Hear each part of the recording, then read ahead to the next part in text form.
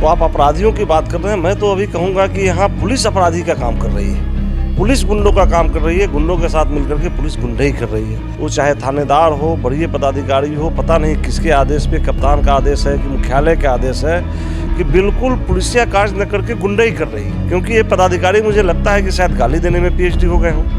ये बिना गाली का किसी से बात ही नहीं करता है लोग। ये तो लग ही नहीं रहा है कि पुलिस काम कर रही है, लगता है ये अंग्रेजी शासन में ये गुंडे काम कर रहे हैं। मैं कि मुझे कभी कभी तो लगता है कि माननीय मुख्यमंत्री से मिलकर के अपना त्याग पत्र देकर के छोड़ के चला जाना चाहिए। और पुलिस किसी न किसी रूप में पुलिस गुंडों के साथ मिलकर के मेरी हत्या की साजिश रच रही है। नमस्कार, आप देखना शुरू कर चुके हैं लाइव सिटीज। मेरा नाम अभिषेक है। मुजफ्फरपुर में लगातार अपराधियों का तांडव जारी है। 21 जुलाई को आशुतोष शाही की हत्या की गई थी, जिसके बाद लगातार अपराध का ग्राफ मुजफ्फरपुर जिले में बढ़ता जा रहा है। वहीं देवरिया में एक बड़ा मामला हुआ है, जहां 3 लोगों को पुलिस ने हिरासत में लिया था, जिसके बाद पुलिस पिटाई से परिजनों ने आरोप लगाए, पुलिस पिटाई से एक युवक की मौत हो जाती है। हमारे साथ उस क्षेत्र से विधायक, साहिबगंज विधायक राजू जी हैं। क्या कुछ कहेंगे जिस तरीके से घटनाएं हो रही हैं?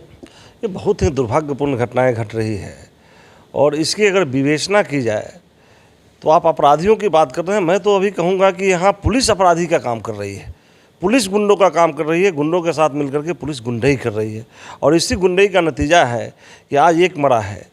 इसके पहले भी मुझे पता चला कि सरैया में इसी तरह से पुलिस के द्वारा एक पिटाई हुई थी, उसमें आदमी किसी तरह 10-12 दिन हॉस्पिटल में रह करके बचा, उसको मैनेज करवाया गया। यहाँ का अभी वो चाहे थानेदार हो, बड़े पदाधिकारी हो, पता नहीं किसके आदेश पे, कप्तान का आदेश है कि मुख्यालय का आदेश है कि बिल्कुल पुलिसिया कार्य न करके गुंडई कर रही है। उसका प्रत्यक्ष प्रमाण मैं किसी से सुना हुआ नहीं कर रहा हूँ, मैं अपने घर पे देखा हूँ, मैं अपने ऊपर देखा हूँ। मेरे पास आया, मेरे गार्ड को पीट दिया। मेरे पास जो लोग आ रहे थे मुझसे मिलने वाले, हाल चाल जानने वाले, उसको बाहर में पीट दिया। तो ये तो पता नहीं इस तरह के पदाधिकारी कैसे पदाधिकारी बन गए हैं, ये भी एक जांच का विषय है। क्योंकि ये पदाधिकारी मुझे लगता है कि शायद गाली देने में PhD हो गए हों। ये बिना गाली का किसी से बात ही नहीं करता है लोग। कौन पदाधिकारी? नहीं, यहाँ पे जो भाई बता रहे हैं, सरैया का जो अभी SDPO यहाँ आया है, पता नहीं किस ढंग से कौन सी पढ़ाई कर करके आए हुए हैं। ये आज से कोई 1 सप्ताह पहले की घटना है। मेरे ही गाँव में एक मुस्लिम समाज का लोग और एक दास जी समाज का लोग, दोनों में आपस में झंझट हुई थी। लोगों ने केस किया। 2 दिन बाद में मैं आया, दिल्ली से बुलाया लोगों को, लोगों ने आपस में समझौता कर लिया। समझौता करने के बाद में मैं उसको बोला कि ये समझौता पेपर जाकर के थाने पे दे दीजिए और DSP के यहाँ दे दीजिए, आप लोग का मामला ये हो जाएगा। मैं जब उन लोगों को भेजा तो थाने पर भी उसकी पिटाई लगी और जब DSP के यहाँ पहुँचा तो उसी तरह से मुझे लगता है कि थानेदार शायद DSP को फ़ोन कर दिया होगा। फिर DSP सबको पकड़ करके पिटाई करते हैं और दिन भर सबका मोटरसाइकिल पकड़ के रखते हैं, शाम में उसको मोटरसाइकिल देते हैं। ये तो लग ही नहीं रहा है कि पुलिस काम कर रही है, लगता है ये अंग्रेजी शासन में ये गुंडे काम कर रहे हैं।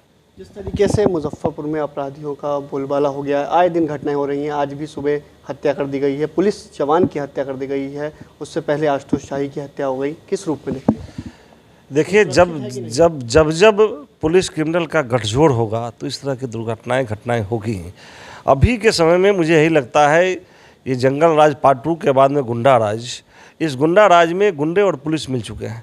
आज जब मिले हुए हैं तो होता है कि इसकी विवेचना थोड़ा 2 मिनट में मैं करूँगा, हालांकि ये तो घंटों लगेंगे, लेकिन 2 मिनट में आपको बताना चाहता हूँ।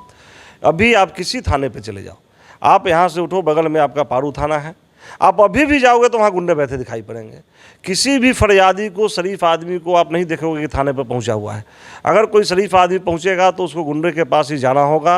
वो अगर ओके करता है तब थानेदार उसके केस को एंट्री करेगा।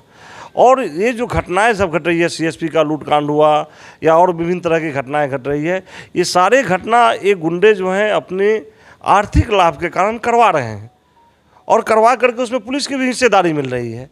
और करवाने के बाद में जो उनकी बात नहीं मानने वाले हैं गुंडों की, वैसे लोगों का नाम दे करके उसको पकड़वा रहे हैं, उसको पिटवा रहे हैं, उसकी हत्या करवा रहे हैं। मतलब बिल्कुल क्या कहा जाए, शासन के नाम पर कुछ रह ही नहीं गया है। एकदम लोग त्रस्त हैं और इस त्रस्ता में मेरे जैसे विधायक तो अपने आप को इतना अपमानित महसूस कर रहे हैं कि मुझे कभी कभी तो लगता है कि माननीय मुख्यमंत्री से मिल करके अपना त्याग पत्र दे करके छोड़ के चला जाना चाहिए।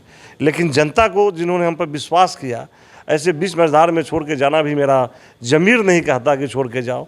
तो यहीं रह करके लड़ूंगा, चाहे जो हो। पुलिस तो आप देख ही रहे हैं कि हर बार मुझे चाह रही है किस तरह से फंसा करके किसी तरह इनको जेल भेजें। अब उससे नहीं, जब उनका चल रहा है तो पुलिस क्रिमिनल गठजोड़ में मेरी हत्या की साजिश कर रहे हैं। बिल्कुल हत्या की साजिश। आपने देखा पिछले 1 महीने से मेरे पास गार्ड नहीं था। जब आप लोगों के द्वारा मीडिया पर, चैनल पर चलाया गया, तब जा करके 2 गार्ड मुझे भेजा गया है। गार्ड मिला है। हाँ, 2 गार्ड भी भेजा गया है। वो भी मुझे पता नहीं कि वो किस तरह के गार्ड भेजे हैं, क्या किए हैं, लेकिन पुलिस मुझे 100%, मैं कल होम सेक्रेटरी से भी मिलकर के इस बात अपनी बात को रखा था कि मुझे लग रही है कि पुलिस की सुरक्षा में ये गुंडे फल फूल रहे हैं और पुलिस किसी न किसी रूप में पुलिस गुंडों के साथ मिलकर के मेरी हत्या की साजिश रच रही है। आपने सुना कि बीजेपी विधायक राजू सिंह ने क्या कुछ कहा। उन्होंने साफ साफ कहा कि बिहार में मुजफ्फरपुर में पुलिस और अपराधियों का गठजोड़ हो गया है, इसी कारण इस तरीके से अपराधी आतंक किए हुए हैं। वहीं इन्होंने साफ साफ सरैया एसडीपीओ पर कई तरीके के आरोप लगाए हैं और साफ साफ कहा है कि पुलिस अपराधियों के गठजोड़ से मेरी हत्या भी करवाना चाहती है। बने रहिए लाइव सिटीज़ के साथ।